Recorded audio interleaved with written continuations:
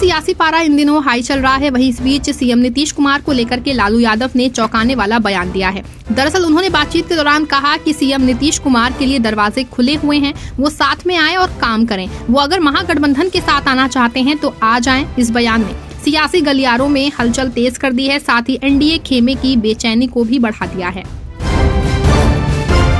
आम आदमी पार्टी के नेता प्रियंका कक्कड़ ने बीजेपी पे निशाना साधा है। प्रियंका कक्कड़ ने कहा कि कल दिल्ली की मुख्यमंत्री आतिशी ने पत्रकार वार्ता पर प्रमाण दिखाया था कि कैसे 22 नवंबर को भाजपा ने चुपचाप से दिल्ली में कुछ मंदिर और कुछ बौद्ध स्थलों को तोड़ने का आदेश पास कर दिया। आगे उन्होंने बीजेपी पे नकारात्मक राजनीति करने का आरोप लगाया। आरिफ मोहम्मद खान ने बिहार के नए गवर्नर के तौर पर शपथ ग्रहण की। उन्होंने हाथ जोड़ के इस पद को स्वीकार किया। बता दें कि आरिफ मोहम्मद खान 30 दिसंबर को पटना पहुंचे थे। 24 दिसंबर 2024 को केंद्र सरकार ने बिहार समेत कई अन्य राज्यों के राज्यपाल बदले थे। केरल के राज्यपाल की जिम्मेदारी संभाल रहे आरिफ मोहम्मद खान को अब बिहार की जिम्मेदारी मिली है।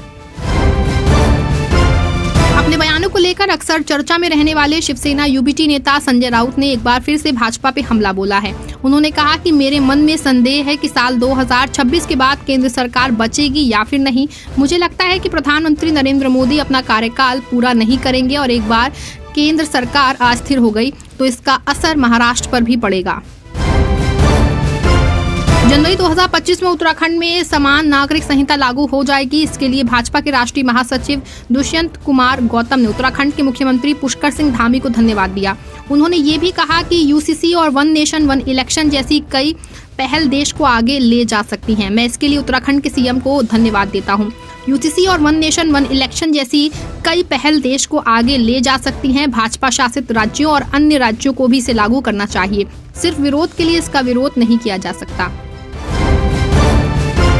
राजद प्रमुख लालू प्रसाद यादव के बिहार के मुख्यमंत्री के लिए गठबंधन के दरवाजे हमेशा खुले हैं वाले बयान पर प्रतिक्रिया व्यक्त करते हुए पार्टी नेता तेजस्वी यादव ने कहा कि आप उनसे ये पूछते रहते हैं वो और क्या कहेंगे। उन्होंने ये सिर्फ आप सभी को शांत करने के लिए कहा है। बीजेपी नेता शहजाद पूनावाला ने दिल्ली के मुख्यमंत्री आतिशी पे तीखा हमला बोलते हुए कहा कि उल्टा चोर कोतवाल को डांटे। आतिशी जी, अप्रैल 2024 में रामनवमी के दौरान 2 मंदिर को तोड़ने का आदेश किसने जारी किया था? आपके ही पीडब्ल्यूडी विभाग ने। इससे पहले 2023 में भी दिल्ली हाई कोर्ट ने ये दिखाया था कि आपने 50 साल पुराने मंदिर को तोड़ने की साजिश रची।